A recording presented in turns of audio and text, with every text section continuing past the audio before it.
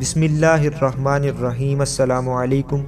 میں ہوں سید محمد زاہد حسین اور آپ کو اپنے یوٹیوب چینل سید محمد زاہد حسین میں خوش آمدید کہتا ہوں۔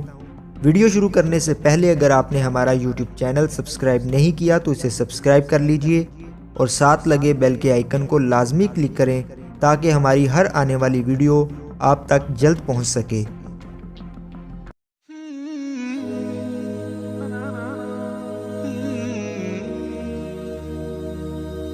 حضور اکرم صلی اللہ علیہ وآلہ وسلم نے ارشاد فرمایا، جو شخص روزہ رکھ کر جھوٹ بولنا اور اس پر عمل کرنا نہ چھوڑے تو اللہ تعالیٰ کو اس سے کوئی غرض نہیں کہ وہ کھانا پینا چھوڑے۔ نبی کریم صلی اللہ علیہ وآلہ وسلم نے ارشاد فرمایا، 3 آدمیوں کی دعا رد نہیں کی جاتی۔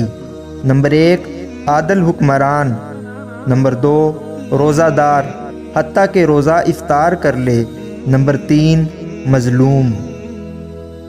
حضور اکرم صلی اللہ علیہ وآلہ وسلم نے ارشاد فرمایا، جس نے رمضان کے روزے کو فرض سمجھ کر ثواب کی امید سے رکھا وہ بخشا گیا۔